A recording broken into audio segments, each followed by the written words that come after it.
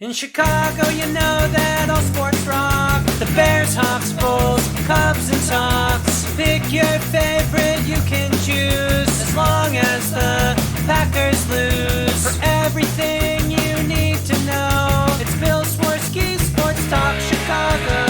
Bill Swerski Sports Talk Chicago. Hey everybody, welcome to another edition of Bill's Swerski Sports Talk Chicago. This is your hosts, Alex and Sean. On this episode, we're going to be talking about the Bears post-combine. We're going to be talking about Cubs and White Sox spring training and a little Blackhawks. But first, I'd like to thank our sponsor, the Rockford Ice Hogs. If you're not familiar with the Rockford Ice Hogs, they're the AHL minor league affiliate of the Chicago Blackhawks. What does that mean for you? You could see the stars of tomorrow today at family-friendly, affordable prices. Season is going on right now, so make sure you head on over to icehogs.com, get yourself a hat, shirt, jersey, tickets, and more. Tell them Swerski Sports sent you. Alex, how are you doing? I am doing well. Really enjoyed the nice weather today. It's been such a roller coaster. We've had snow, we've had tornadoes, we've had more freezing cold, and we've had more spring summer weather. It is just a zigzag. Right, and we're recording this on March 3rd, and on March 4th, probably when you're listening to this, it's supposed to get into the mid 70s. Yeah, and then more wild. storms. Yeah, it's just wild. What are you gonna do? Yeah, Chicago and how crazy is it that there's a tornado warning? Mm-hmm. You know, people are going downstairs, it's warm, there's severe weather, lots of lightning, thunder, a lot of rain. And then the next morning, there are snow flurries falling and it's 20 degrees. Like a 50-degree swing, and just from one spectrum to the other in less than 24 hours. Yep. And a lot of people I know were taking shelter for the tornado warning, and I stupidly drove to the movies with my friend and saw Madam Web, which was terrible. So, So I've heard. it was while people were, sheltering in place, I was driving to see a dog crap movie. Yeah, okay. You could have just stopped at, oh, I was seeing Madam Web being stupid. You didn't have to put the context of you were doing it during a tornado warning. I don't really worry so much because in my lifetime, what have we had? Like one tornado that actually hit Chicago, and it didn't even hit Chicago; it hit the water. I'm not that worried. If this was Plainfield or something, yeah, I probably would have buckled down and gone down to the basement but Well, I don't know if, I mean, this was before your time even, and some of our listeners might remember when my mom was a little kid, she grew up in Oak Lawn, and I don't know if you know, but the roller rink 1960, the tornado that hit that area. that hit the roller rink. Yeah, My mom and my uncle had friends that died in that. really? Yeah, yeah. Like Wow. my elementary school still had a plaque up honoring the kids that died in it. No kidding. Because Yeah. my mom lived in the Oak Lawn area, and she says she remembers being in her basement. There was like a crawl space under the basement stairs where my uncle slash godfather and grandmother were taking refuge while my grandfather was across the street at his restaurant. They obviously didn't get hit, but it wasn't far. I mean, Oh, they were 79th and Pulaski. That's not far from where it hit. yeah. I mean, my mom grew up at like roughly 111th and Ridgeland. Okay. So yeah, not far from there. So is that the area, the roller rink, Yeah. got it. So yeah, it was a scary thing. And it's that's why my school district, which we had, like, my high school district had Oak Lawn in it. Like a lot of my family lives in Oak Lawn now. But that whole area, they're just like hypersensitive to the tornadoes. So we used to do tornado drills all the time. Mm-hmm. Well, she is too. My mom is too. Like whenever this happens, whenever a tornado's in the area, she takes it very seriously. And she's made that very clear. Like, listen, I'm sensitive about this because when I was 7, 8 years old, I survived a historic tornado in the Chicagoland area because I believe that was rated an F4 on the original Fujita scale. So to have a tornado of that size in this area, insanely rare. I mean, it's once every few decades because you mentioned Plainfield. That was a few years before I was born, but I've read into that too. Um, that was massive, obviously, but it, you Plainfield got know, it twice. That whole town got demolished twice in a decade. yeah, that's true. Yeah, Plainfield. That's right on the edge there of Tornado Alley. Right, right. And, we've had some tornadoes in this western suburb area, but most of them have been F-Zeros, F1s. Um, though, do you remember 2 years ago when that one hit Woodridge? That was Yeah. pretty big. I mean, no one was hurt, but the damage was pretty extensive. Well, you know what's wild is so the other day, I saw these pictures, and it was a Chicago. It was like the city of Chicago was the alley, so you could see the garages in the alley, and the telephone poles were knocked down, like parts of garages were taken out, and I'm like, oh my God, did Chicago actually get a tornado? No, no, it was a drunk driver drove through the alley like 100 miles an hour and just took everything out. Oh, geez. Yeah, it looked like a tornado though. Yeah, yeah. I mean, yeesh. That SUV was not fooling around. Yeah, if it made it look like that, holy crap. I mean, I didn't think a car would be able to take a maybe one telephone pole. Okay, but now they like got a couple of them.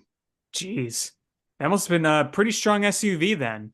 Yeah. Oh, there's a and like the snippet had or they had like a snippet of like a camera footage. They caught it, but it was like so short and like sped up that I couldn't. It just looked like blur going through and smashing just everything. Well, you gotta have a good laugh every time you see like security footage from some American institution or neighborhood because like here we are in 2024, we have the most sophisticated video technology we've ever had, and yet so much of these videos, so much of this footage, the quality, it's like, oh, here's the security footage of something happening.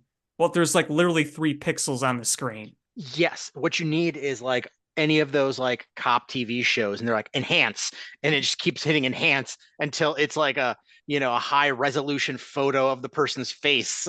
Yeah, exactly. It's like an episode of Law and Order where it's like, oh, hey, here's like a 4 pixel picture.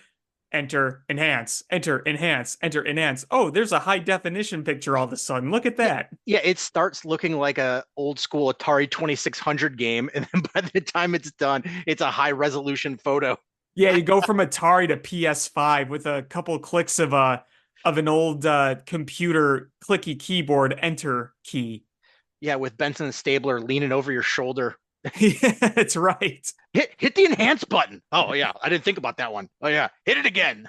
Hear it again as he holds his cup of coffee. Uh, all right, where should we start today? Well, I know there's a lot of talk about the NFL Combine, and I think that, you know, what we've been talking about on this show for a long time is obviously what's going to happen with the quarterback, not only on this show, but every corner of Chicago sports media. And I think that the combine, no one's going to spell it out for you exactly how it's going to go. But I think the first thing that I do want to say, and I don't like going in depth in this because I'm so tired of talking about it, but because it's relevant, I really do feel like we're on the path to trading Justin Fields and drafting Caleb Williams. That's just really what I feel like right now. Yeah, I was literally in the same boat while I was like writing some notes down.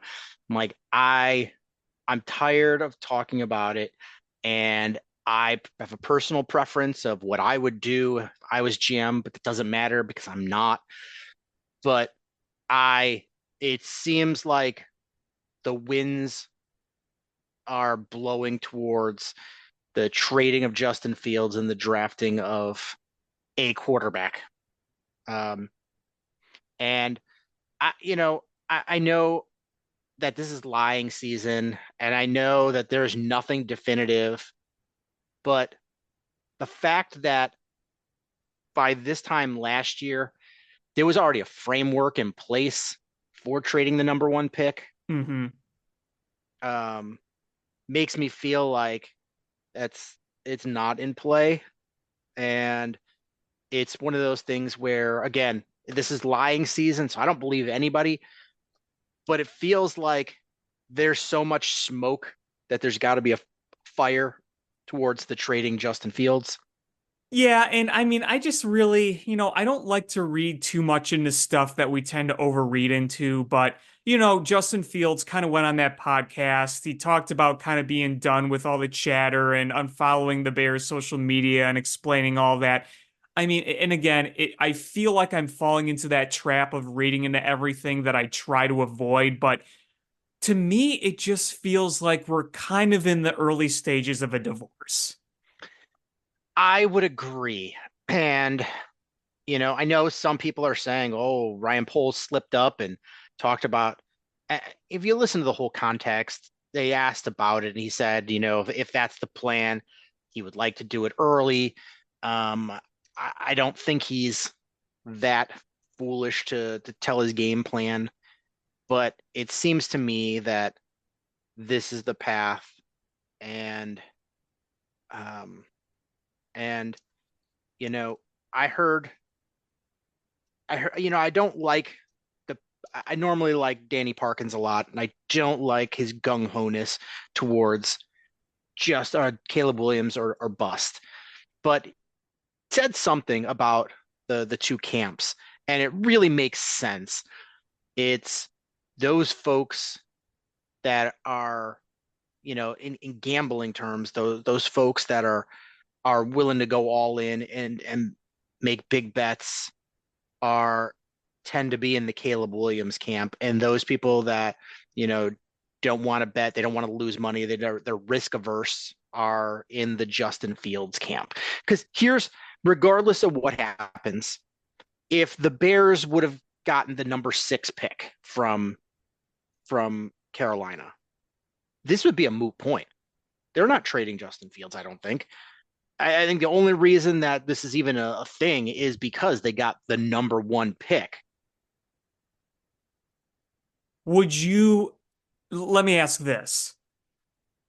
What if they had a shot at a Drake May and they thought Drake May? Now here's the thing. They might not think Drake May would be worth drafting at that spot, but if they did, do you think they would?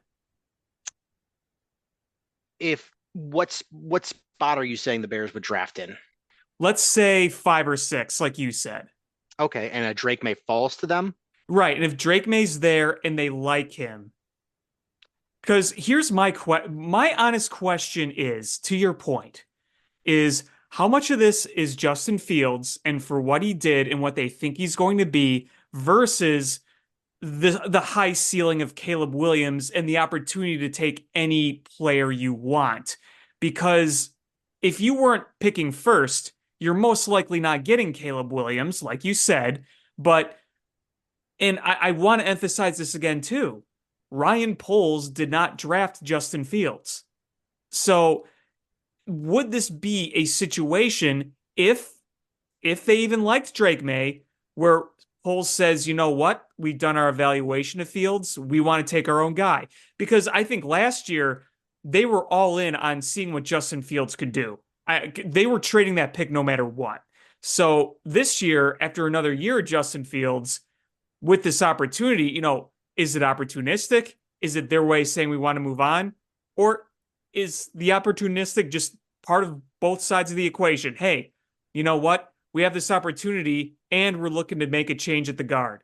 That what we want. And guess what? We can make any change we want because we got the number 1 pick. I mean, that's just what I honestly want to know. So I'm going to address one point is I don't think Ryan Poles is as rigid as maybe a lot of other GMs where it's not our guy, we don't care. Because Jalen Johnson is not one of his guys, but he's about to give him big money.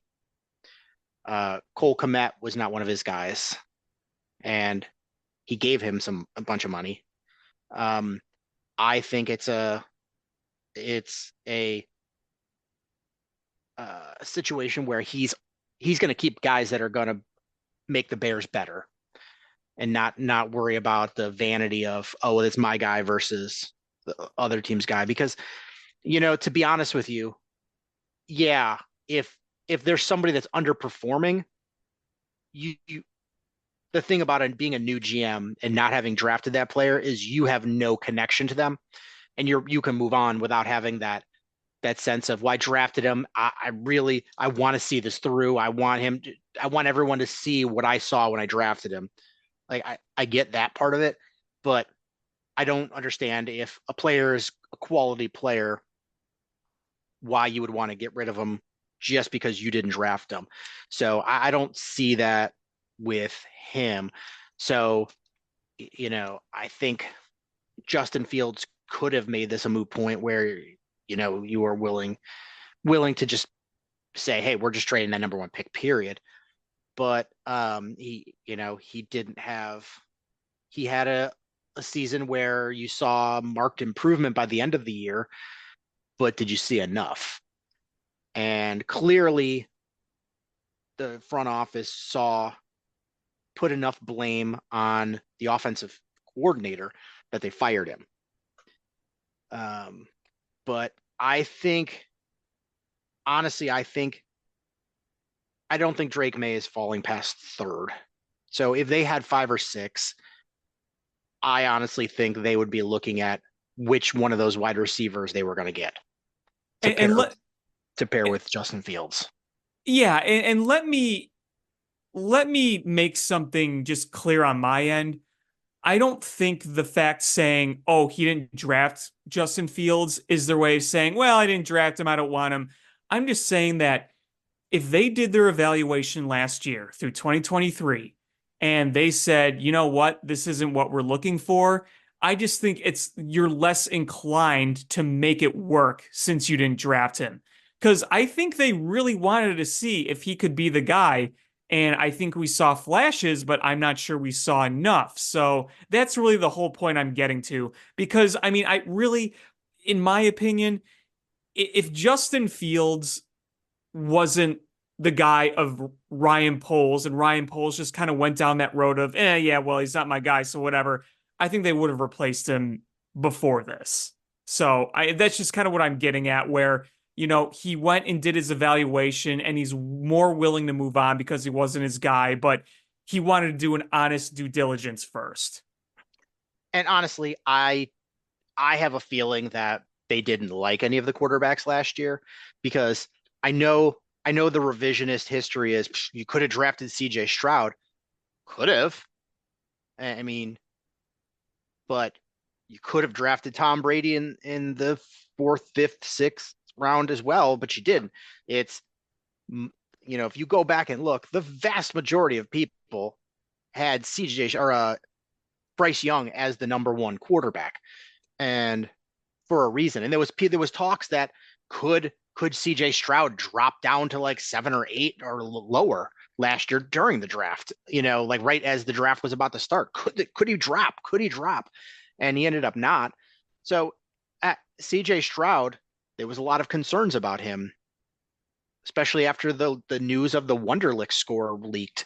So it wasn't like, oh, he was the clear-cut number one. It was Bryce Young was the clear-cut number one. So I just think that they didn't like those picks, and they saw the value that they were getting. And we're like, okay, well, now we're going to be able to put more things around Justin Fields. And this year, I think it's a different story. Is you've got a team that's significantly better than they were the year before. Your defense is started humming after you made the trade for Montez Sweat, and still without any production on the other side of him. And you had, a safety injured, and you had rotating cornerback injuries, and you still had, the second half of the year, one of the best defenses. You're like, okay, now we've got a bunch of money, and we've got the number 1 and the number 9 overall pick. I think now they're starting to look at it as, is going quarterback number one a viable option? And I'll be honest, is Caleb Williams showing up to the combine alleviated one of my biggest concerns about him, which was, is he little? And he measured in at 6'1", 214 with 32-inch arms and 9 3/4 inch hands, which Aaron Rodgers was 6'2", 223 with 32-inch arms and 10-inch hands. And Patrick Mahomes is 6'2", 225 with 33-inch arms and 9 1/4 inch hands. So they are essentially size-wise, Caleb Williams, Aaron Rodgers, and Patrick Mahomes are very comparable in size. So that was a concern that I had, and that's alleviated. He measured in with the height, the minimum height threshold I was looking for. So, I mean, no matter what happens, I'm rolling hard with the Bears. But I'm if they draft quarterback number one, I am not buying a jersey. No, neither am I. I don't want to fall for the banana in the tailpipe until we see the results. Yeah, until he retires, not happening. Yeah, it's bad mojo. Yeah, so honestly, I think the winds are blowing of they see the opportunity to draft Caleb Williams, and I know historically those can't miss generational those can't miss generational quarterbacks haven't always been the guy we thought they were. I mean, you look back and Joe Burrow is a can't miss generational quarterback. He's looking real good. Before that, it was Trevor Lawrence, can't miss generational quarterback. And I'll be honest, he's meh. Yeah, not awful, but he's not lighting the world on fire. That's for sure. I mean, honestly, I don't know if they're going to pick up his fifth-year option. I think they will. So he hasn't lived up to the billing. What's his name from Indianapolis? Andrew Luck. He played really well, but man, that career was short, and he did not take them to the promised land. He was, I will say though, he was on pace to be an all-time great. It's those injuries, just the health. That's what did him in. Yeah. Do you know who the last number one overall quarterback was that won a Super Bowl without having Sean McVay as his coach was?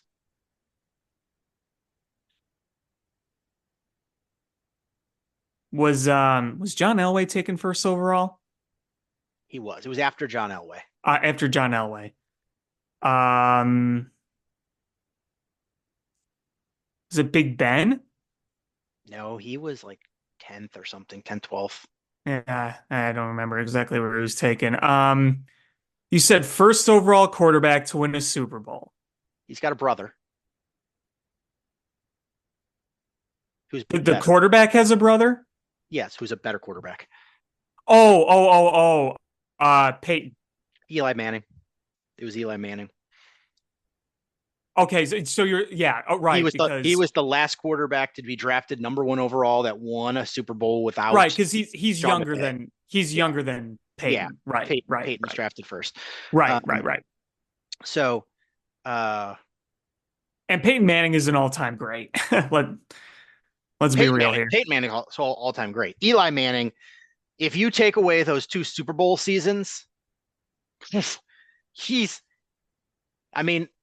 was not that good of a quarterback.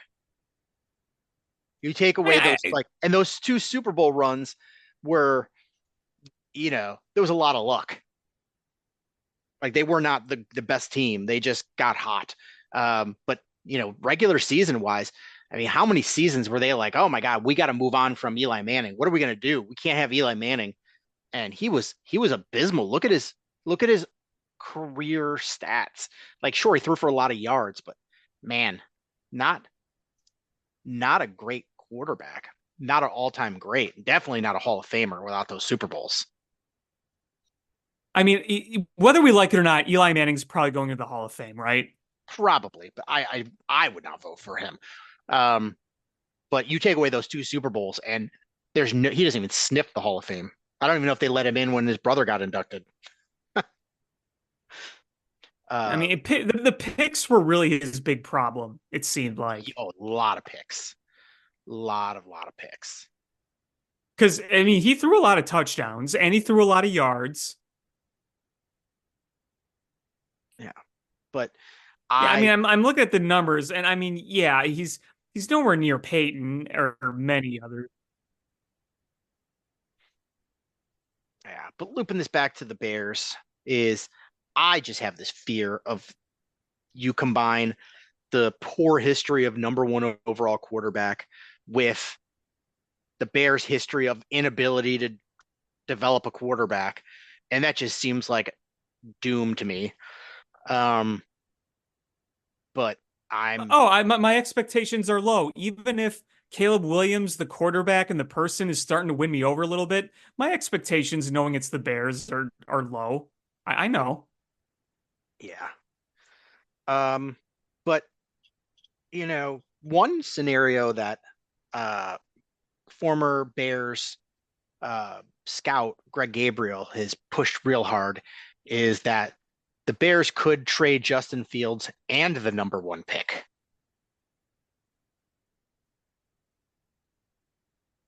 Now that's an interesting one. I mean, obviously you couldn't trade very far. You would have to trade with either Washington or New England. So then you're saying, well, you don't want Caleb Williams? I think you're saying that that whoever trades with you is going Caleb Williams, and you're comfortable enough with either May or Jaden Daniels to get that haul plus whatever you get for Fields and get a quarterback that you are confident in. Yeah, I mean, the question is, do they like May I mean, you would have to or Daniel? if you're making that one, that's risky because Very. you would have to be in love with three quarterbacks or two, if depending if you just trade back one spot. But if you love three quarterbacks and you are like, I could hitch my wagon to any of those stars, you get whatever compensation you're going to get from Fields, and you'll get that compensation from moving back out of the number one pick, and get another guy and the haul. I'm not sure. I know Ryan Poles is not afraid of taking a swing, but that seems like a risky maneuver to me. I mean, if we felt more certainty towards a guy like Drake May, then I could see it more. And I do feel like there are people out there who like Drake May, but the ceiling that Caleb Williams has is no doubt higher right now than Drake May. I would agree. I would agree. I feel like that's just a hypothetical scenario to get people talking. And honestly, if you're the Bears, you've got to do your due diligence on all these quarterbacks, Of not just the top course. three. You're doing Bo Nix, you're doing JJ McCarthy, you're doing Michael Penix. You're evaluating all of these top quarterbacks, and you're if I mean that's an interesting scenario if you're like, what, I really like two quarterbacks, then you have to sell Washington on moving up a spot, telling him that you have the Patriots breathing hot and heavy for the number one overall pick, and you squeeze whatever you can out of them to move that one spot. And and then get your number two guy. So if you're like, man, I'm a toss up between Caleb Williams and Drake May or Caleb Williams and Jaden Daniels, then you try to pry whatever you can from Washington and move back one spot and probably walk away with a first and a second or multiple seconds and a player or some significant draft capital, and then let them take you know take the toss up out of your hands. I can't decide between Caleb Williams and Drake May. All right. Well, what about Drake May and a whole bunch of draft picks? Okay, that makes it sweeter for the pot. Mm-hmm. I just don't know if that to me seems like the same scenario of the double trade back where they trade to second and then trade back again. Double trade back is, I put that in this category of, fun to talk about, but I don't think I'm going to see that happen. Right. Yeah. I don't see it either. But I do want to talk about the Justin Fields trade market. Mm-hmm. I hear a lot of people talking about, it's not a robust trade market, not a robust trade market. I don't know if I believe that fully. I think there is a market out there. It might not be robust. You might not get the deal of a lifetime, but I do think there is a market. I mean, I think the Dolphins, Bills, Jets are set with what they're doing at quarterback. Mm-hmm. Patriots obviously are, do they feel more comfortable with a Justin Fields and a top flight wide receiver or one of the top three quarterbacks? That's the question. The Raiders have a need. The Broncos have a need. The Steelers have a need.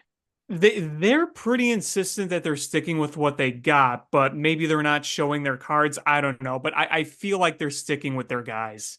I mean, why would you stick with?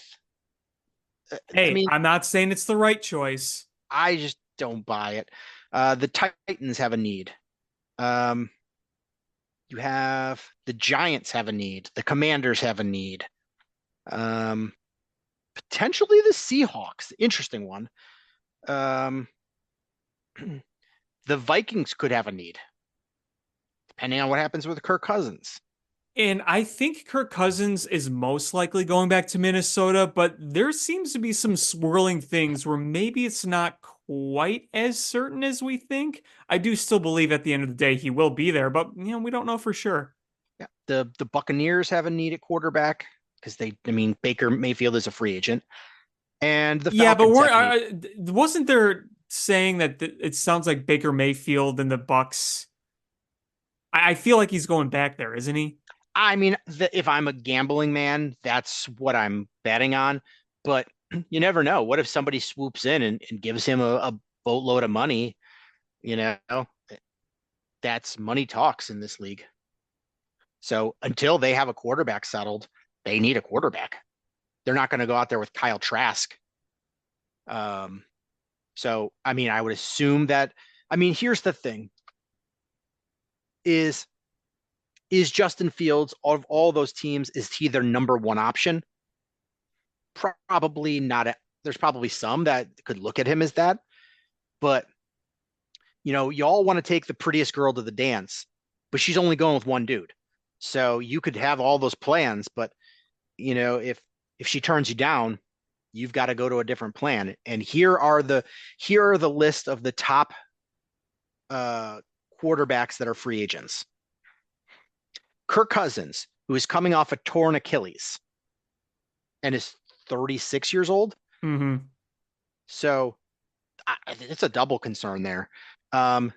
Baker Mayfield, Sam Darnold, Tyrod Taylor, Ryan Tannehill, Mason Rudolph, Jacoby Brissett, Gardner Minshew, Joe Flacco, and Jameis Winston.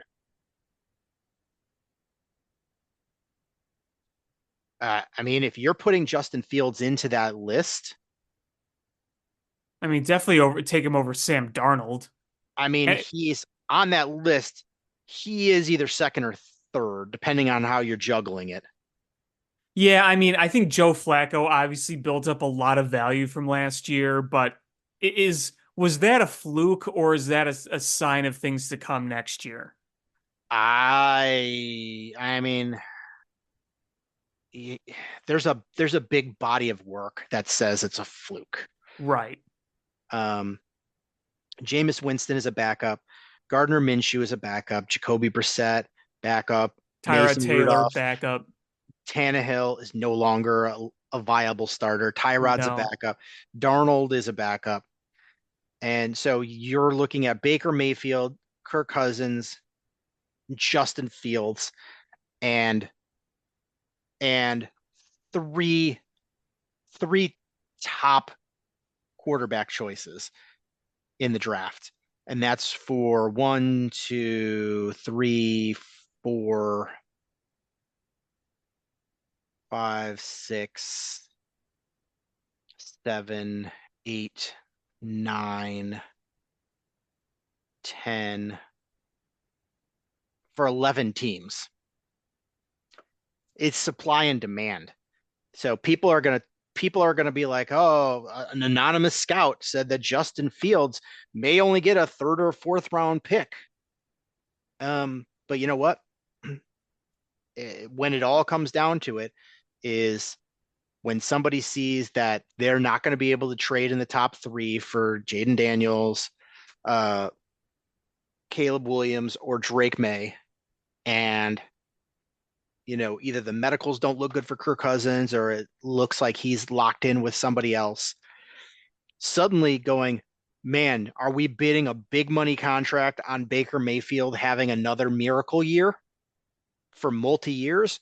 Or are we going to trade, a modest pick for Justin Fields where we get him for 2 years for $30 million? Right. Yeah, no, I, I mean that all factors into it. I mean, I think he's going to wind up getting either a early second or a next year's first. That would be nice. I think that's my prediction. That would be nice. So that's that quarterback market, and I guess you can throw in Russell Wilson in that mix too, because you're going to look to cut him. But I I don't think he's going to a team without a multi-year deal in place. I think I think you're banking on you have the same issue with Baker Mayfield is, am I going to pay a lot of money for this dude and I don't know what I'm going to get? Right, exactly. Um, yeah, so yeah, the combine happened. I don't take a lot of stock in it. It's, you had a couple guys that just absolutely flew. Um, you had Xavier Worthy, the wide receiver from Texas, ran a 4.21. 4.21. Mm-hmm. That is fast. I could totally beat that. Huh, just kidding. Well, did you see that Tom Brady ran a 40 at 40, almost 47 years old, and he was faster than his combine time when he was like 22? That's hilarious. That is mind-boggling because as a like Tom Brady and I are roughly the same age, and I can't imagine running as fast as I did when I was 22. Well, Tom Brady seemed to age backwards, so Yeah, he's uh oh my God, what was that movie where Benjamin aged by Button. Benjamin Button? He's got the Benjamin Button disease. Yeah, no kidding. Uh but we're like a little over a week away from the free agency starting. Mm-hmm. And I'm not I mean, there's a couple positions where there's some players, but wide receiver is pretty weak. Yeah, I mean, I feel like you're just going to have to build through the draft there. I mean, I think you're going to have to take some flyers on some low cost guys. Of Hope course. hope that Scott and Velus Jones Jr. with a new offensive scheme can figure out who they are. Mm. I mean, honestly, Darnell Mooney is probably a top 2, 3, or 4 wide receiver in this free agent class. Yeah. Uh, Because didn't was it T. Higgins that got franchise tagged? he got franchise tag, but I don't know if they can afford him. I think they're going to try to trade him. Um, Which is fair, but that would mean we would have to trade for him if we were to acquire him. We couldn't just pay money.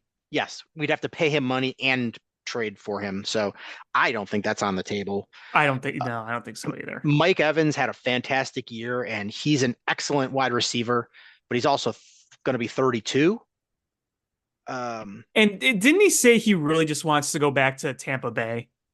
I mean, why wouldn't you want to? Like, you've spent your whole career there. Right. At this point, you're playing because you like playing. Yeah, and you like playing there. So don't disrupt your whole family life and lifestyle, you know, for money that you already have. Right.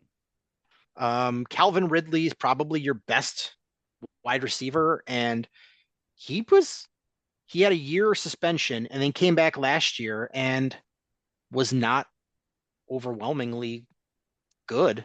Yeah. Fine. Michael Pittman, uh, he's an option, but I don't love this free agent class of wide receivers. Marquez Valdes Scantling. And it's not a great class of free agents, and No, they're you're all not getting a real difference maker here. You're getting just kind of guys to fill a roster, which can have some value here, but you're not getting a stud in his prime.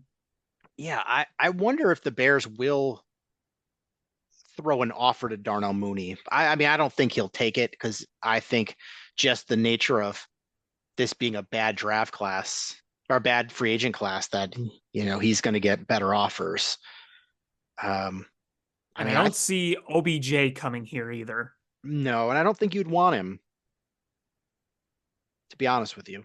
At this point of his career. Yeah, not saying he's bad. I just you got to balance the attitude with production with a potential Yeah, rookie and there are quarterback. certain teams that could take that on. Yeah. I mean, I think you're gonna Yeah, have and to I'm go looking at this early. list too. Yeah. I think you're gonna have to. I think the Bears are praying that one of those top 3 wide receivers falls to number 9. Uh, Yeah, I mean, an idea that was I think floated you're as right. part of that compensation is if Justin Fields goes to Atlanta, is flip flopping picks 8, 9.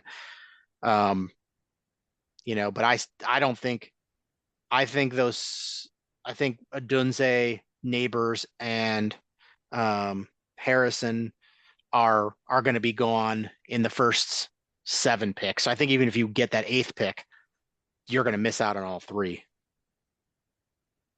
Yeah, probably. Um, Running back, interesting. I don't know how that market's going to shake out, but if you could get somebody for a reasonable deal, I mean, Saquon Barkley would be a nice fit. Derrick Henry, Yeah, he would. Derrick Henry on a short-term deal. Josh Jacobs. Um, I honestly feel that the Bears are going to go after Noah Fant, the tight end from Seattle. I think because you always like to have a dude that you worked with from your previous place to come in and know the scheme. And I think Noah Fant would be a good fit with this team. Um, and what's nice is the center guard free agents look good. So I'm assuming the Bears are going to sign a free agent center. I mean, if you have a rookie quarterback next year, it would be nice to have a veteran under center. Yeah, and there's some good veterans.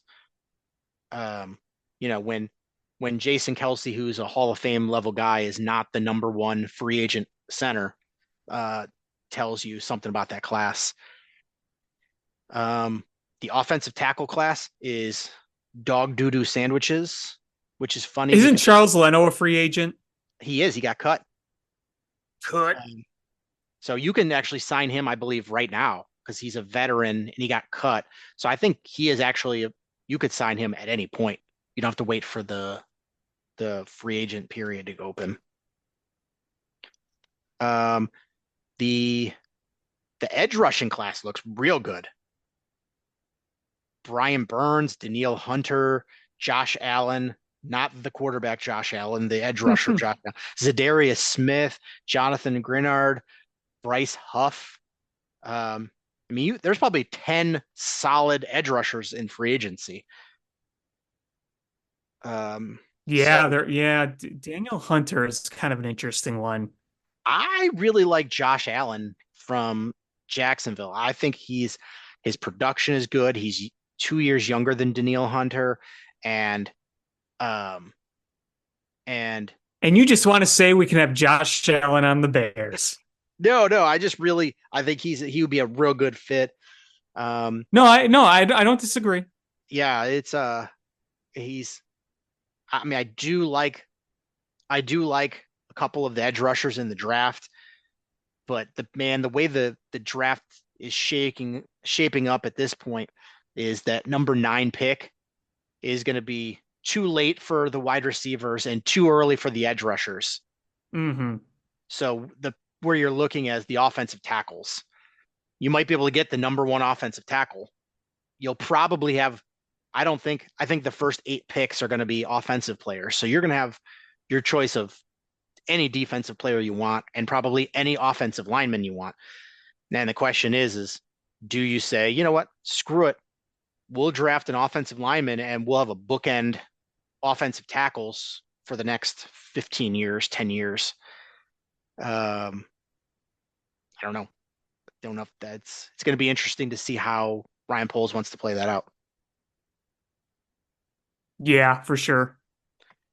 And I guess the last thing I want to talk about is, if anything else you want to talk about with the Bears is, it seems like the Bears don't want to tag Jaylon Johnson. They want to just sign him.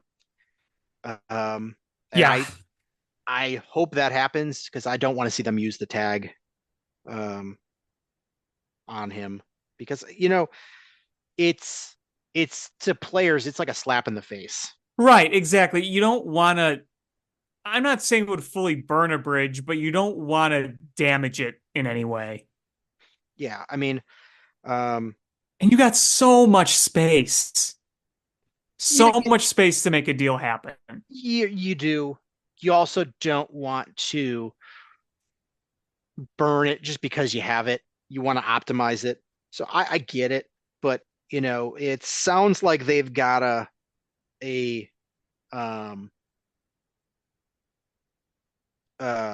looks like Brian Burns is going to get franchise tagged, so it takes one of the edge rushers off.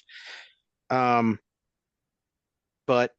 the Bears have not tagged him, and Tuesday is the deadline to tag somebody. So the hope is the Bears can get a deal done, a long-term deal before Tuesday, and just not have that on as an option. And just that would be really nice. So that's the hope. But if they don't have a deal in place, expect them to put the franchise tag on Tuesday. Yep. Because either way, it's in your best interest that Jaylon Johnson on the team next year. Absolutely. It's a much different team without him. Right. As it's funny, if you, as good as L'Jarius Sneed was this past season and helped bring them to the Super Bowl and win a Super Bowl, Jaylon Johnson is the best free agent cornerback in the league. Mm-hmm. And statistically is significantly better than L'Jarius Sneed. And so it just makes a whole lot of sense for the Bears to bring him back. And so he'll be back one way or another. Just the hope is that they get that deal in place. And based on what Ryan Poles said, it sounds like they're close. So let's hope that tomorrow we hear that's finalized, because I think both sides are gonna have, they're gonna want to lock this down, because if you don't, um, the agent, the player, and the team don't want that franchise tag. So it's in their best interest Mm-hmm. to get everything done in the next, 48 hours or less than 48 hours. For sure. Do you want to talk some Cubs? Sure. So what are your opinions on the let's start first. Is we've got several spring training games that we've gone through already. And Mm-hmm. um what is you put your crystal ball in front of you. What is your prognostication of what the Cubs are going to look like this season based on what we've seen so far by, 8 o'clock p.m. on March 3rd, knowing that they You look. very well could sign up Blake Snell on a 1 year deal or something. So I look at this team, and the thing that I think I'm most thankful for that can help carry this team is just how much depth they have and the quality of prospects that they have. Because right now, I think you can agree the highlight of spring training has been watching these prospects play, wouldn't you say? Oh yeah, absolutely. And you and I both know that not all those prospects are going to be here for the long run. No, not And not the long run of the season or the long run of their careers. right. So, you know, assuming the Cubs are in a playoff race come the trade deadline, you know that you're going to be buying. If you're in the race, you're not only going to be buying, but you're going to be seriously buying. Last year you bought a Canario, or not Canario, Candelario, which is fine. But, that was kind of more of a softer buy. That was making your team marginally better enough to where it can make a positive impact, but you're not like 2016 where you were putting all your chips on the table. This year, you could be a bit more aggressive as long as you're in that buying position with all the ammunition and the capital that you have. And spring training, but if the early indication of the value of these prospects are being displayed in spring, then you really gotta like the future of the organization with how many prospects they do have. Because look at what PCA has done so far. Look at what Kevin Alcantara hit a bomb today to center field. Look at Owen Casey. Have you been watching him? Yep. Hey, and Matt Shaw. And Matt Shaw is a guy I think the Cubs and the fans both look at and say, that ain't trade bait. Like that's our future hot corner right there. I really do. I think they drafted him to be a long-term solution. And you see how hard he can hit the ball. Yeah. That lightning quick bat speed. And then, you look at the pitching depth that we have. So, and I say this too every year. When you see Ian Happ, Dansby Swanson, Nico Horner, those guys, you're like, okay, they're just getting in there and they're just getting their at-bats. They're just stretching things out. Yeah, I think you can probably agree that we take more stock into watching the prospects because they do have something to prove. For guys like Dansby Swanson, it's just getting back in the groove. It's just an extended practice is what it is. But I mean, what we're seeing from these young guys is encouraging. Now here's where I'm going to be a little concerned, and I want to get your thoughts on this, looking ahead in my crystal ball. I'm concerned that the pitching rotation just isn't quite to par. I'm not saying it's bad, but I feel like it's a rotation that just has too many 4 or 5 type starters and just doesn't have enough twos in it. I could tell you two options that could totally bolster that. Yes, you mean the two free agents that are still out there that are also Scott Boras clients?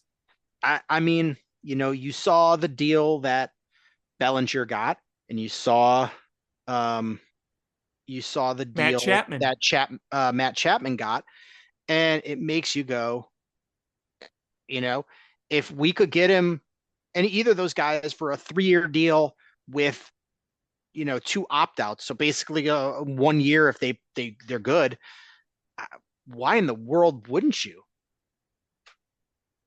Oh, You're I agree. you're I still under the agree. the I mean, tax. I'd do it. I would too. Um, either one of them I think would be amazing. And that's a big win for the Cubs.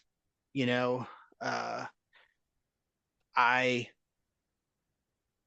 I don't see any downside to it if because they're almost assuredly going to opt out and you're off the hook, and you get one more year of figuring out, like, what if Imanaga isn't the dude?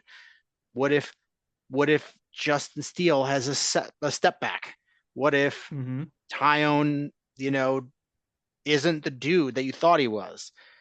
Um, what if Hendricks gets injured again? Like, there's a lot of question marks. You bring in either one of those dudes, and it makes it bullet. Not saying bulletproof, but it adds an extra padding. Reinforces. Yes, it adds some reinforcement to that rotation and makes somebody that's gonna earn a rotation spot actually earn it and not just be like, well, he's the least bad option we have, which what we're seeing on the White Sox.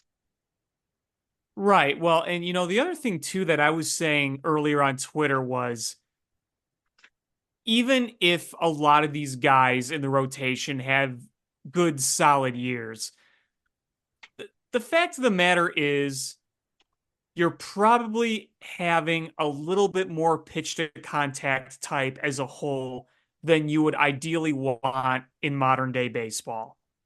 And I think that obviously you can look at Justin Steele. He can, blow smoke past guys. Imanaga doesn't necessarily throw hard, but he's got a lot of movement. But the other thing with Imanaga too is he's working on his fastball and the stuff is good, but when he goes fastball heavy, he's been known to give up the home run ball. Oh, And there yep. is going to be, I feel like, some growing pains at points. And with Jordan Wicks, he's a young pitcher and he's known for his changeup. He's not known for blowing 99 by you. You just you have some quality durable arm types, but you don't have those stuff types that I think that they could use one more of. And when I'm talking stuff, I mean you are blowing smoke by, because listen, the fact of the matter is you have to miss bats in modern day baseball. You don't have to have an entire rotation of bat missers. Obviously, that's not realistic, and you run risk of high pitch counts and low innings pitch. But you to the postseason, you do need to have some of those guys on your staff that don't allow the ball to be put in play. I'm I don't see this guy as a viable starter option, but on the other side of town, Garrett Crochet has triple digits gas, and he's Mhm. he's got some swing and miss stuff, and the Cubs as a whole lack a lot of that.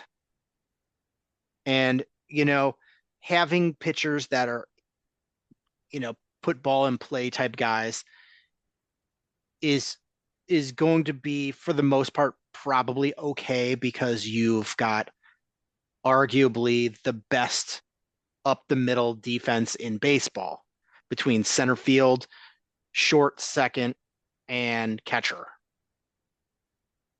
In the regular season, yes.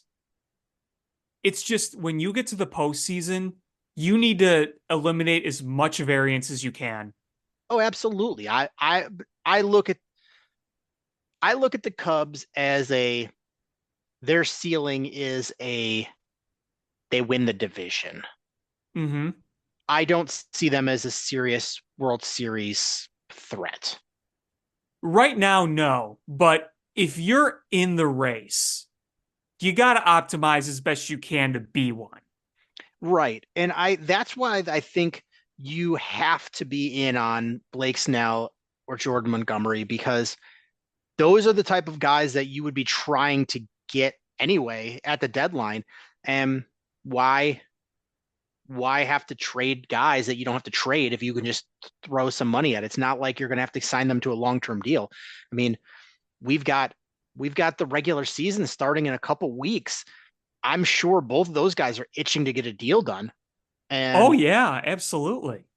and I'm sure Blake Snell is kicking himself for not going for that 168 that was rumored from the Yankees. Mm-hmm. So I mean, I would see that we of the big four Boris clients so far, the only two that have signed similar deals where it's essentially, a short-term deal with lots of opt-outs. I'm expecting it to be for those two as well. And if you're Jed, is why on earth wouldn't you at least talk to them and be like, hey, we're willing to do this, even if you're overpaying for that first year. Um, you know, is to get those guys without having to worry about trade compensation or competition from other people. Just throw some money at the problem. You Save those know, save those prospects for, if you Morel can't play third base, is you go after a third baseman. yeah, the Morel thing. That I obviously I want Morel to be part of the team, but can he play third base every day? I'm a little worried. I think he can field the ball. It's the throwing. But Yeah. if there's promise here, he's got a pretty good coaching staff. I mean, they worked miracles with Nick Madrigal. Can they do it with Christopher Morel? And I see Christopher Morel as, look, if you could just be a Ramos Ramirez at third, where you're not great, but you're at least serviceable, somewhat serviceable, we take that, right? Oh, absolutely. Absolutely. If he is within 10% of league average third baseman, I'm perfectly fine with that. Yeah. Yeah, we're not expecting a gold glover. We know we're not going to get that from him, but um, just serviceable is what we're looking for because it really would be ideal to have Christopher Morel find a permanent home or at least somewhere where he could play regularly.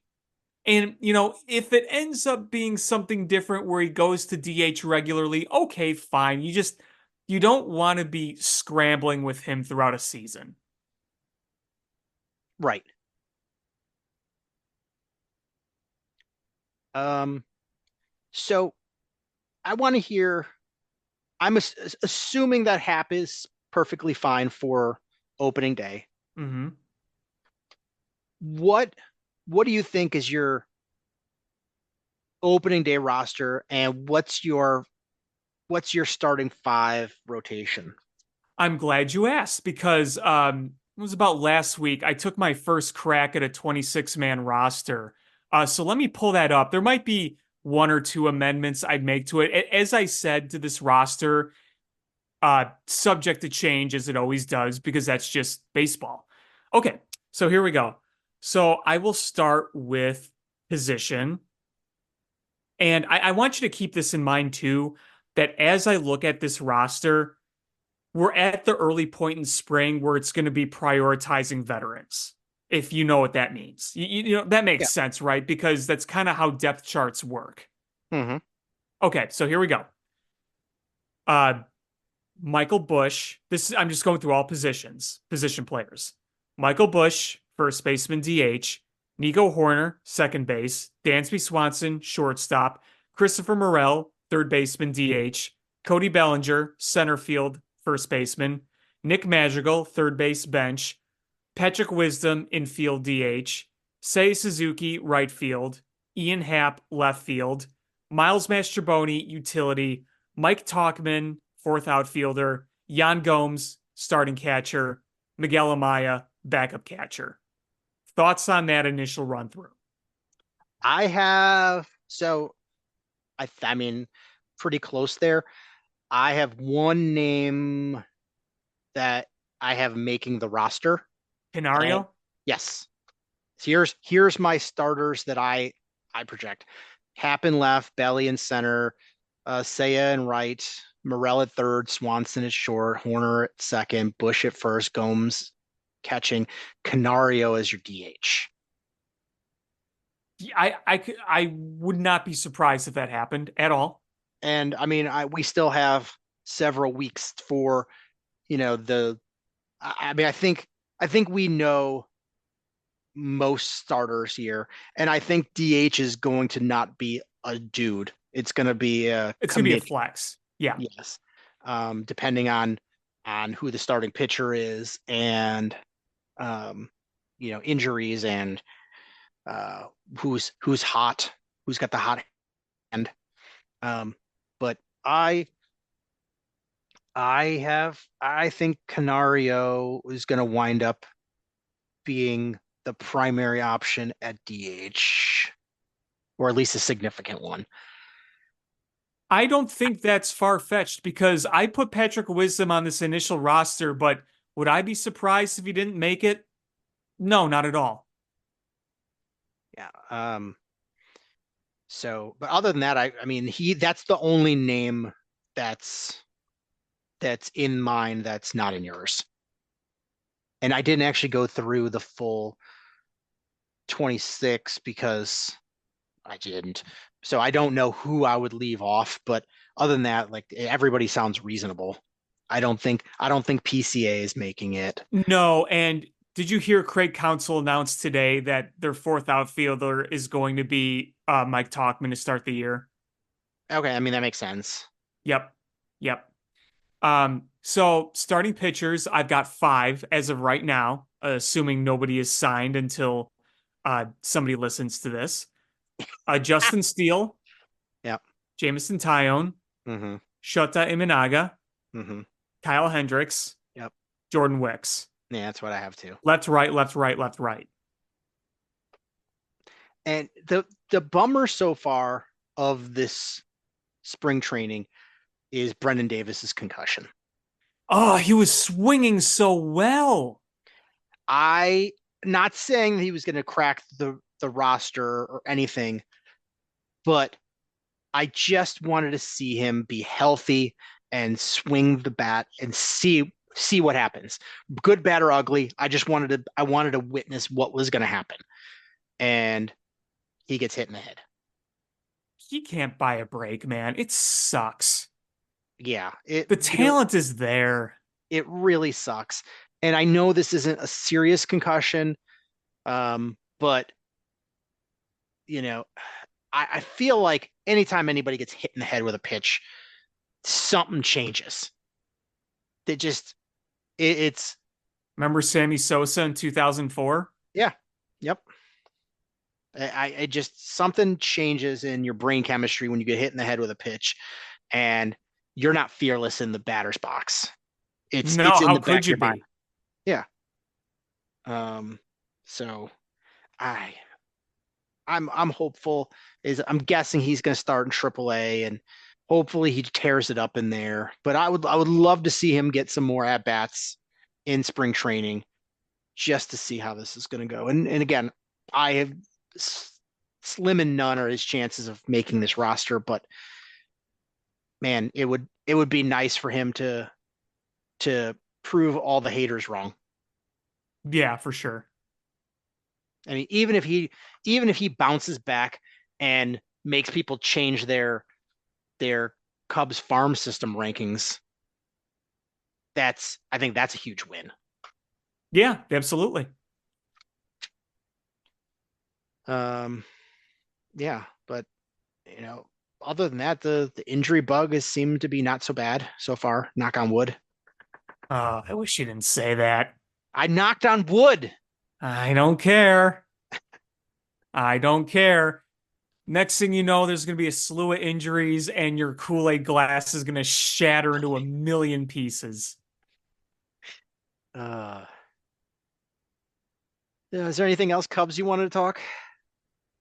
I have a No. question. One Yes. question is the seeing the Chapman contract. Uh-huh. What do you think the Cubs should have jumped on that? I am I don't. very 50-50 I'm because part of me kind of wishes they did. Gary But texted me that this morning. He's like, Cubs should have done that. And honestly, if there's that pool of money that you're gonna give, I would much rather you try to throw that money at Montgomery or Snell. I think they're the better bang for your I buck. agree. And I think Chapman of the four Boris clients is the most likely to not opt out. And I I just I see him as after this year, Chapman being a roadblock. I don't think that that's a wrong thing to think. I don't think that that's an unreasonable thought. I really don't. Because we know that with Matt Chapman, you're going to get a better fielder than Christopher Morel. But offensively, it's kind of a mystery because we've seen a bit of a decline in him. Now, 2, 3 years ago, obviously he'd get more money in more years because he was putting up elite numbers, but we've seen a bit of a trend in the wrong way recently. So what I think is you might potentially be missing out on something, but you also might not be. It's really 50-50 right now. And I do feel like if Matt Chapman balls out in San Fran, it's going to feel a little harder that we didn't get it. But right now, I'm kind of just in a wait and see mode. If Yeah, I and could just harness the defense of Chapman and give it to Morel, then I wouldn't have to worry about it. But we can't do that. yeah. I mean, the way I look at it is, I'm not going to compare him Chapman with Morel because if you did bring in Chapman, you're just moving Morel to DH. Um, you'll have both guys in the lineup. It's going to be what is what is Chapman bringing offensively versus what are you going to get from your DH spot? Right, right. And or your combination production of third and DH. And if if Canario gets that spot and does what we're hopeful he does, it ends up being a win. Even if Morel is slightly sub average, I say slightly. He can't be a bad third baseman. If he can play mediocre third base, I think I think you wind up ahead for this year. Yeah, Especially especially if he's hitting 30 homers. yeah, especially if there's a chance in hell that you're still trying to get a short-term deal for Snell and Montgomery. Even if if signing Chapman takes that long shot off the table, I think you're better serviced by getting one of those two. And and if he's signing already, if it would be probably a different story if Snell and Montgomery were off the table and Chapman was the last of the big names that you could get, and you're like, oh, you know what? Let's go for it. I get that, but he signed before the pitchers, so that's that's my thinking. I would much rather have you save that money for a lottery ticket. Yeah, no, it's fair. That's fair. But one Uh, more question about the Cubs. Did you watch the presser with Cody Bellinger? no, I only heard about it. Yeah, I mean, I was working, but I listened to it on a pod, and um you heard that Scott Boras spoke quite a bit, right? Yeah, and that's weird. It's I mean, no other agent would do that. Scott Boras is a unique circumstance, but I do think it showed this. Even if the market isn't what he wants, isn't what he was anticipating, he understands how it works. And he's not a dumb guy. He is really not a dumb guy. He's not just a guy who's saying, "Oh, this guy hits ball hard. We're gonna get him paid." No, he understands the stats and the in-depth look that you do with players. He made that pretty clear when he spoke, and I just thought it was really interesting. Consider the fact that there was, I don't know if I'd call it a spat, but you remember when Tom Ricketts said, Scott Boras likes to deal with the owners and we don't really understand that. And Scott Boras was kind of like, well, I don't really talk to Tom, so I don't know what he's talking about. Despite that, the Cubs allowed Boras to sit down and be part of that presser. And even when it was kind of funny, somebody asked Jed Hoyer, like, oh, are you going to work on another deal with Scott about one of the other remaining free agents? And they kind of just looked at each other silently and smiled. So it's the fact that you can point and say, hey, the Cubs clearly do have a relationship with Scott Boras, because not only did they get a deal done with Bellinger, but they allowed him to be part of this press conference. Like, that's not nothing to me. I agree. I don't think there's bad blood at all. I think it's a healthy competitive Yeah, spirit. it's two guys playing some hardball Yeah. and I think that I think deep down, even if they won't say it, they both mutually understand how this game is played. And it's not just it's not trading your lunch at the table with your friends. It's not playing Pokemon with your friends. There's more to it, and it's not personal with them, at least. With other teams it is. I mean, Jerry Reinsdorf is pretty much what shut out Scott Boras by this point. Yeah, I was about to say is I think Boris Reinsdorf. I That's a I legitimate. I don't know enough to say contentious, but I would assume that Jerry hates Scott Boris and is not willing to even deal with him. And you know that Boris doesn't, whoever the GM is for the White Sox does not have the free reign to discuss with Boris. So Boris has to go to Reinsdorf, and I don't think Reinsdorf has good feelings towards Boris. So that just seems a little more, for lack of a better term, contentious. Well, and here's the other thing too, is like I just said, you remember what Tom Ricketts said about him talking with the owners.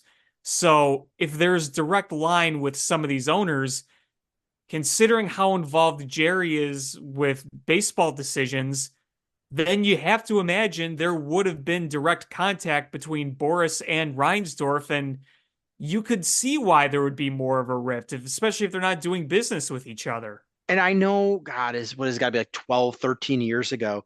I know that Jerry Reinsdorf made an offhanded comment, didn't say Scott Boris's name, but obviously alluded to him because he was talking about Joe Creedy, and said that Creedy's agent made a big mistake, and I don't think Boris took well to that. So I don't think Oh, there's wasn't that when Creedy went to the Twins? um, I believe so. Yeah. Um, and so I, there's I see I see Boris, especially there's a handful of teams that he has to keep a good relationship with because they're the big spenders. And it's the Yankees, the Dodgers, the Giants, the Red Sox, the Cubs. Um, and he's, so even if he's not happy, I think he has to make nice with them because they're the deep pocket teams. Yeah. So yeah, I think Jed knows the same thing is that, hey, I can't burn a bridge with him because he he's the agent for a lot of key free agents. And Mm-hmm. it behooves both of them to maintain a good relationship. Even if they're not buddy buddy, I think that I'm sure that Jed has discussed Blake Snell and Jordan Montgomery along with Matt Chapman. And I'm sure that dialogue has been open in some degree, but how close or how far along that is, you know, remains to be seen. But I just, I mean, there's no way that Boris didn't at least broach the subject or vice versa. Right, right. But yeah, I mean, it was interesting that Boris was there. And at the end of the day, Bellinger is where he belongs. Yep, absolutely. Um, Other side of town, the White Sox. Um, yeah, they're playing spring training. Yeah, they are. They showed up. They're there, and they they're not doing so hot, but they're there. I know Makata and Eloy are hitting well, if that means anything to anybody. I've said this before, though. Would you be surprised if Moncada in a contract year just had like the best year of his career in a low pressure team situation? I'm still fairly high on Yohan Moncada. Not high, but is like I told you, is if the Cubs could have pried him away, I thought that would have been a good option. But um Man. He uh just it's he has these nagging injuries that clearly get to him. I think a big part of him is he this is me talking completely out of my behind, but I just from my outsider perspective, I think he would do better in a more structured environment. Could be. Could be. It is he seems like a dude that just very, very Sammy Sosa like, where he just probably rubs some people the wrong way because he's just going to go and do what he does. Mm-hmm. And um uh and I think a Craig Counsell might benefit him and get the best out of him. But his contract year, I would not be surprised to see him do well. And as lukewarm high as I am on him, I would not sign him to a long-term deal at all. If you're the Sox, no, you got to see how this goes. If I'm anybody, I would not sign him. Fair, yes. I would short-term deal, even if it was higher money. I'm just not committed to him for a long term. Right, right. And I don't think it's a talent issue. I think No. it's both mental and physical. Yeah. Because there are times where I see him out there and I don't see, as cliche and as eye rolly as this sounds, I just sometimes see him out there and I don't see a fully committed guy all the time. I just kind of see here I am, just doing my thing, making my money. And it's too bad because the guy is the talent to be a superstar. You're a strong switch hitting guy that's supposed to have power. Hell of a fielder. He's a very good third baseman. Um, I mean, the tools are all there. It's just, he had that one great 2009. He had a really good 2021, but it's for the most part been just on paper incredibly disappointing. Now, last year he got off to another bad start, got healthy, and actually played very well down the stretch. He hit pretty well. And if you look at his overall numbers on the year offensively, you say, okay, they're not superstar, but they're not awful.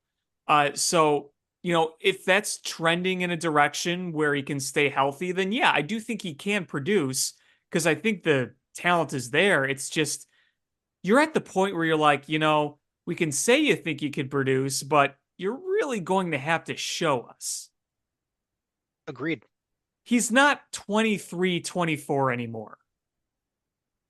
He made his Sox debut after being traded from Boston in 2017. 17, 18, 19, 20, 21, 22, 23. It's now 2024. And that's what you can say about a lot of those core guys they built up that came up in, that pre 2020 rebuild slash emerging phase, and, there's not as many left now. Tim Anderson's gone. He's with the Marlins. Obviously, Lucas Giolito is gone. But, Eloy, the talent's there. It's really a case of just staying healthy. And we haven't seen that. When he does play, he can play pretty well. You need to see him stay healthy. And Andrew Vaughn, I do think he's taking some positive steps. I think the overall numbers last year, are they superstar numbers? No, but they're fine numbers. And I think if you compare that to the year before, it is a step forward. And he's still fairly youngish. He's not like Yoel Moncada or Eloy or anything that are getting to their upper 20s, soon to be 30s. But, you got to look at this team and say, you need to have a clear-cut road going forward. What is it? I mean, you're probably going to trade Cease, right? In the season? That's the hope. I mean, I would think so. I mean, I honestly, it just makes sense to sign him, but you're not going to pay him, so you might as well just trade him. And there's a lot of people theorizing over Luis Robert. I feel like, and this is just my educated guess, I could be completely wrong on. My theory is that they're going to try to build around him because he's still under contract for a few years because he signed that extension before he made his debut. Because, some people theorize, are we going to trade him? Are you going to do a complete teardown? He's the one where I would be kind of surprised if they did trade him. Nothing the White Sox does would surprise me other than pay somebody. Well, yeah, unfortunately, that is an issue. I just don't think with Luis Robert, it's as clear cut and dry as what we think of what's going to happen with Dylan Cease. I would agree. So do you have a guess on what the White Sox opening day roster is going to look like? So I think your catcher is probably going to be Martin Maldonado. Mm-hmm. First base is going to be Andrew Vaughn. Mm-hmm. Second base is going to be Nicky Lopez. Mm-hmm. Shortstop is going to be Paul DeYoung. Yep. Third base is going to be Yoan Moncada. Uh-huh. Center field is going to be Luis Robert. Mm-hmm. Left field is going to be Andrew Benintendi. Mm-hmm. And then I think the right field will be David Fletcher, who they brought over from the Diamondbacks. Is it Dominic Fletcher? Yeah, is it Dominic Fletcher? I can't remember his first name, but Probably. the one prospect they brought over. Yeah, and then Eloy at DH. Yep. Mm-hmm. And what's your 5 starters look like? Cease. Yeah. Kopech. Yeah. The guy from the Braves. Fetty? Eric Fetty. Soroka. Soroka, and then Fetty, and then Chris Flexen, maybe?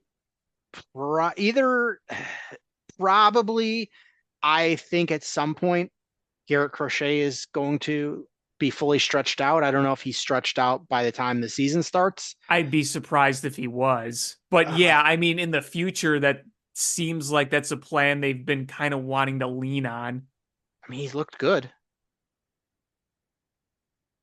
But I just don't know if he's a starter. I don't know either. There's nothing that's shown me he can be a starter. And frankly, I don't think Kopech is a starter either, but in a season like this, you might as well give him one more crack.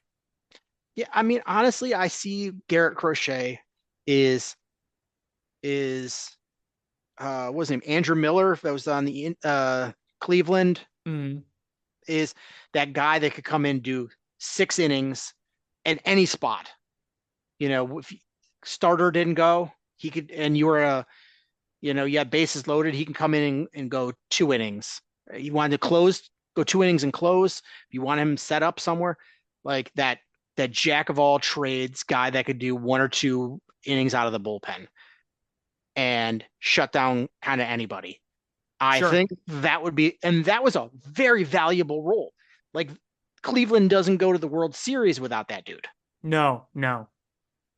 Uh, what a vital role that was, where like it's just not a 1 inning guy. He could do 2 innings at for a long period of time. Like I think Crochet could be that kind of guy.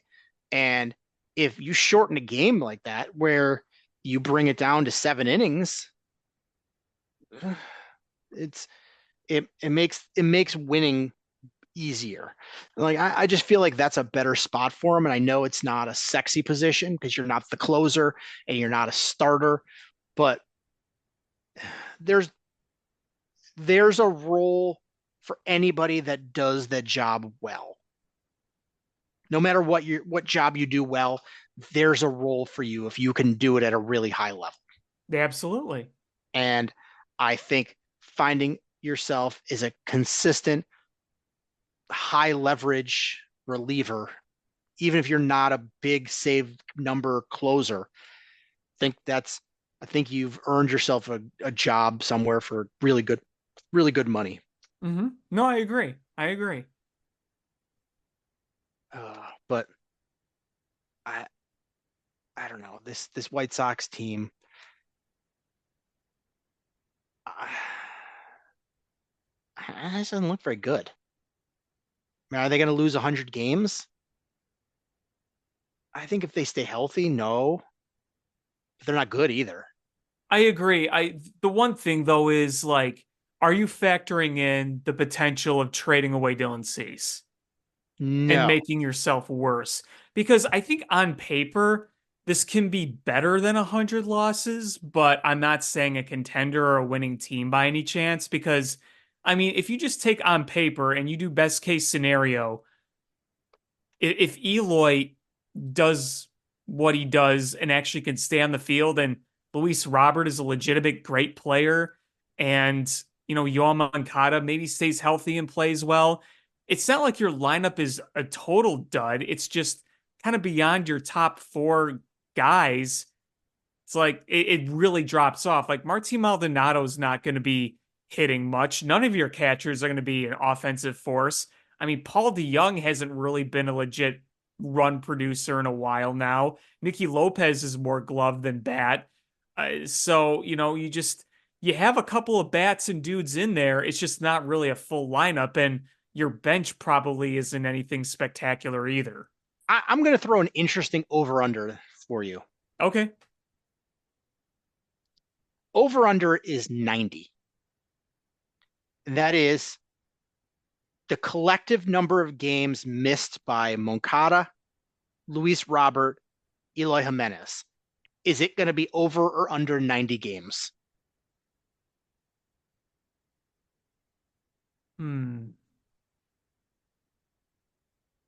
I'll go optimistic and say slightly under, but I'm not going to go super under.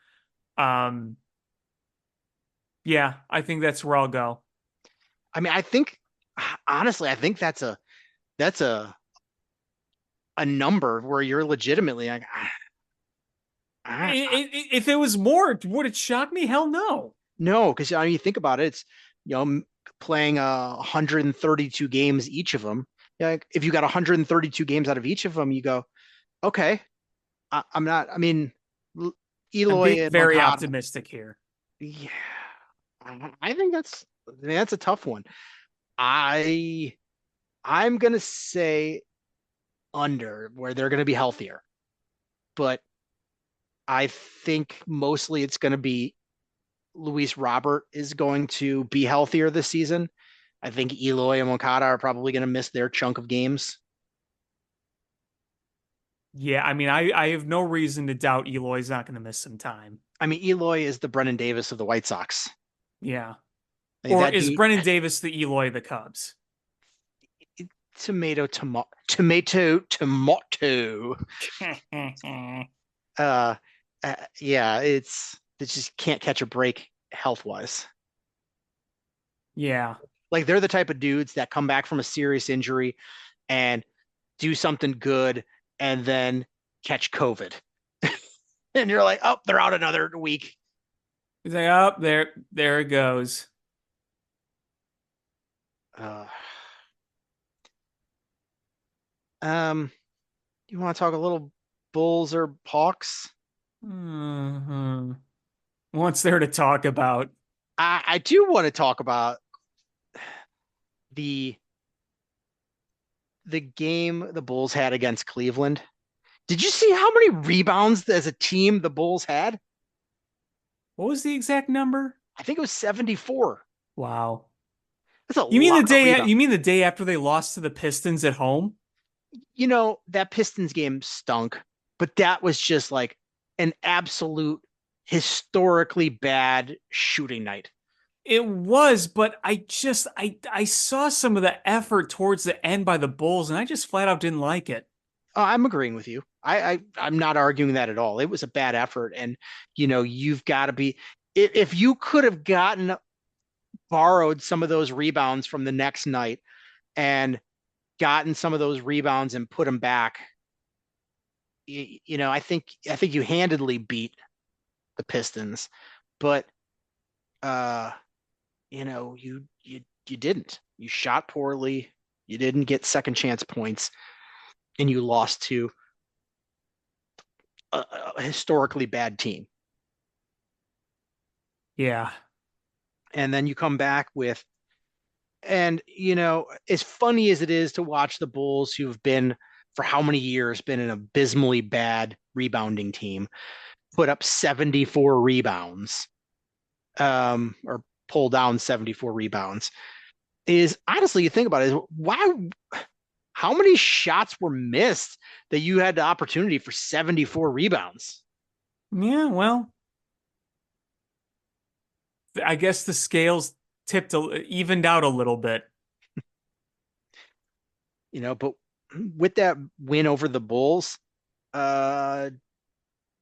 Washington has now pulled even with Detroit for worst record in the NBA. Mm-hmm. The Bulls have lost multiple games to them. They have. When the Pistons had that awful losing streak, do you know Yes, they were their last win. They were the last win, before they started it. Yes. Yep. So looking at the draft lottery odds, man, the Bulls have a 1.5% chance of getting the number one pick. Wonk wonk. Wah, wah, wah, wah, wah. Yeah, I don't know. That team. I don't know. I don't know how you solve the issues. And it is clear that the Bucks live in their heads now. Yeah, I mean, and you know what? And I'm not going to lie. I like playing the two bigs, Drummond and Vooch. Like, I actually kind of like that. But somebody needs to be able to shoot the ball, and Yeah, no kidding. Vooch needs to figure something out. I just think he's past his best days, and we're stuck with it.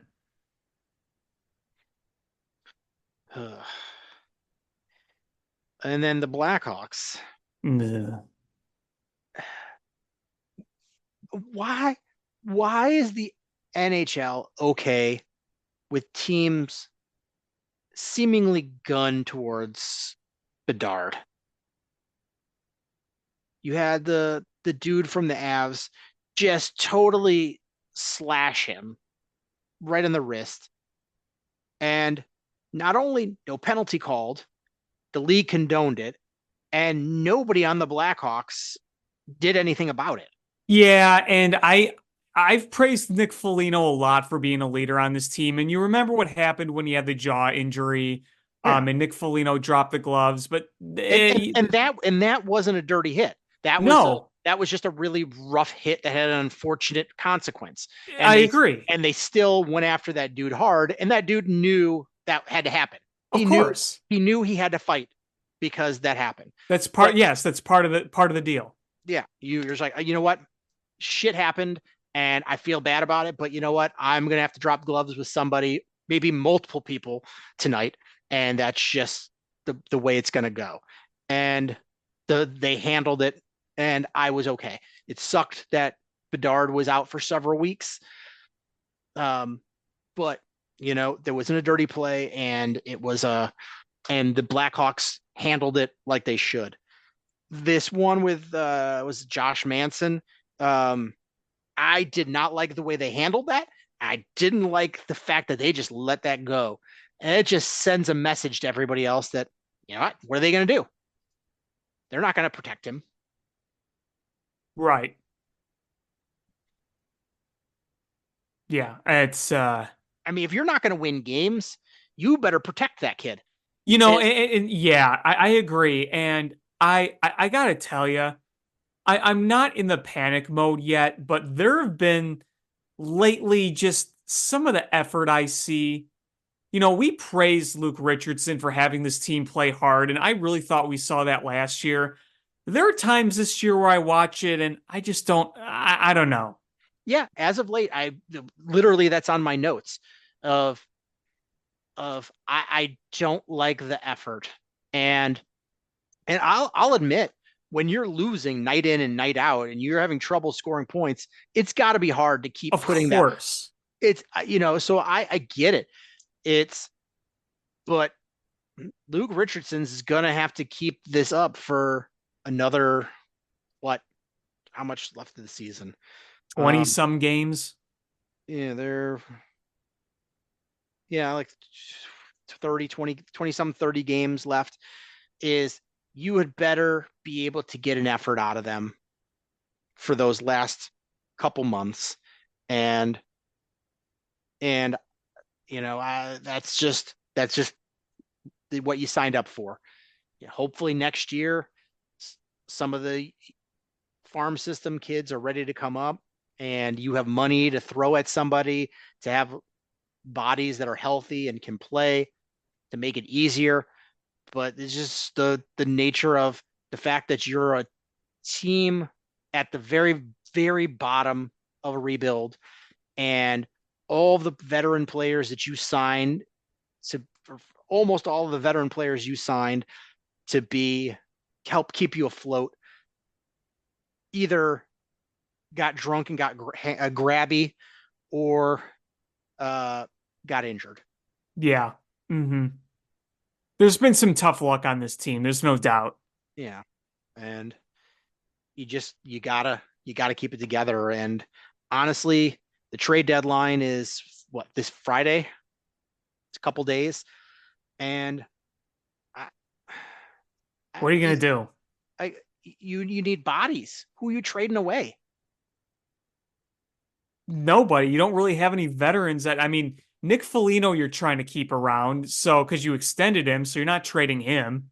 Yeah, I mean, honestly, your options to trade are probably Tyler Johnson, Colin Blackwell, Taylor Radish, and Anthony I can't even say his name. Bavelier. It's like that is the hardest name to pronounce. It tongue ties me.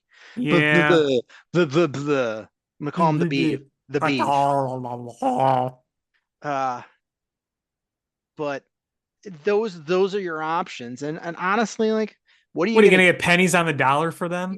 Yeah, honestly, I think your best bet is to make trades for overpriced players that aren't bad players that just make too much money. And yeah, I agree. And you eat those contracts. Like, I think that's your best bet because for twofold. One is you've got the cap space, is take on the assets to do that.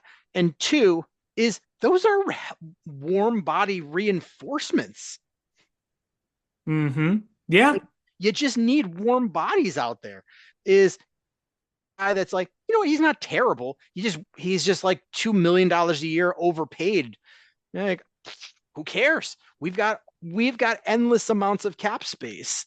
Take those guys out. That should be the trade that the Blackhawks are doing is gaining things. Like just giving out salary cap space like the Oprah. You get cap space and you get cap space. I mean, that should be the move, and make no secrets about it. Be like, we have what's the cap space look like for them?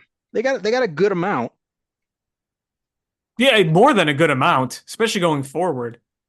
Um, Blackhawks spot track.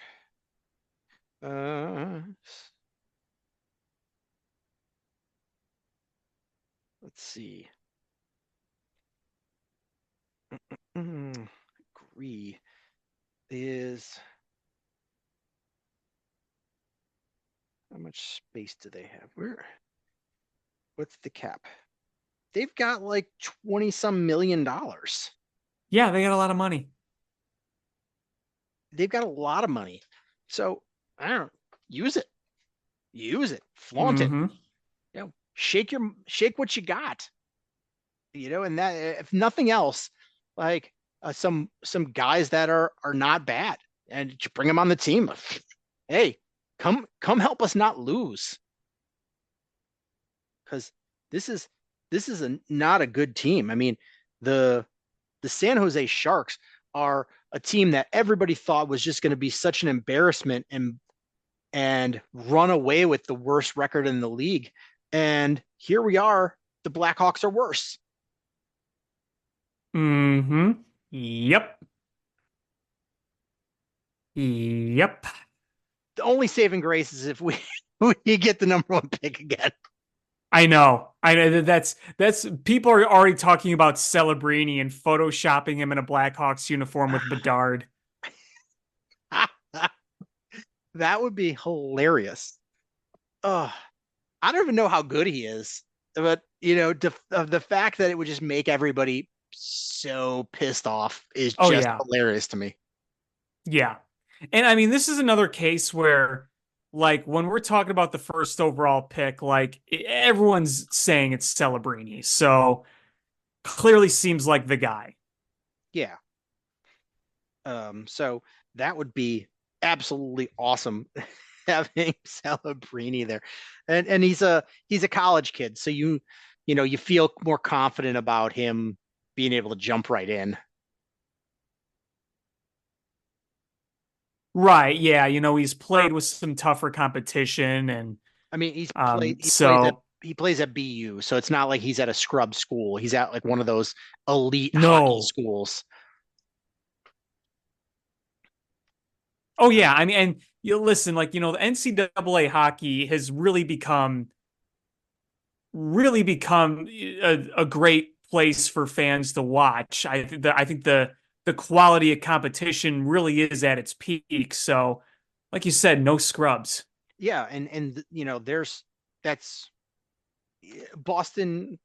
Boston University is arguably like in the SEC of be the SEC equivalent of college hockey. Like they're one of the top schools. So it's a dude that's coming from playing in a good organization that plays good competition, and he's probably going to be in the NHL next year, regardless of Right. who drafts him. Right. I mean, when you draft guys from like BU, Minnesota, Michigan, Notre Dame, North Dakota, you're getting some legit talent there. Yeah. Um, and then I know we touched on it briefly last week. Is I'm hearing more and more buzz about, is there something really wrong with Jonathan Taves? I mean, he wasn't there for the Chelios thing. No, and I heard he made a video for his college team too. Was it North Dakota State? Mm-hmm. Um, Made a video for them too. Like, he's not playing. he's got the resources and the time to be able to just travel. Like, why isn't he? Like, what's going on? I don't know. We I know don't, he's had health issues in the past. I mean, he missed the whole season because of it. yeah. Uh, I feel bad. I mean, he's still a young dude with a whole life ahead of him. Yeah.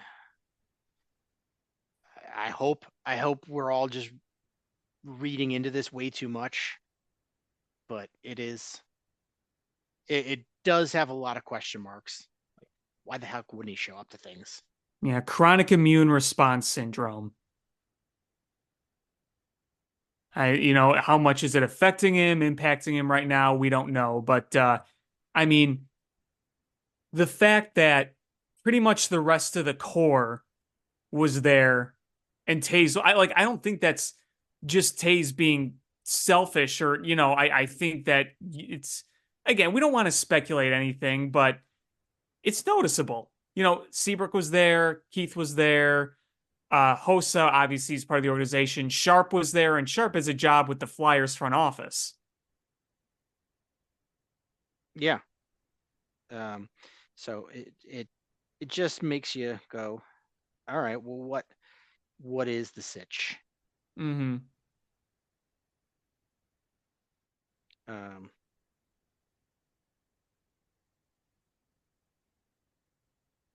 I don't know. Yeah. You hope that he's fine. But I also go, there's where there's smoke, there's fire. Mm-hmm.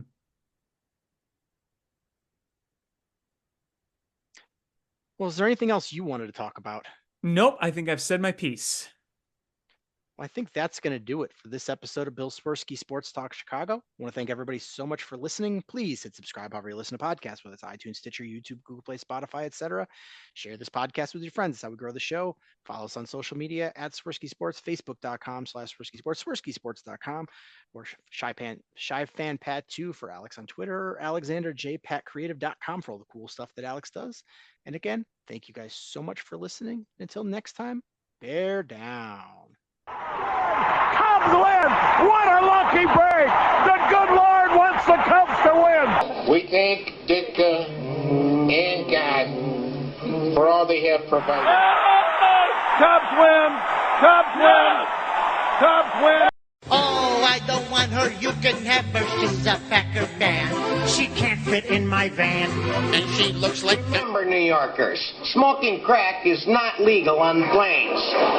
Bears 31 to -7. The Bears! Oh, when the Bears go bearing down.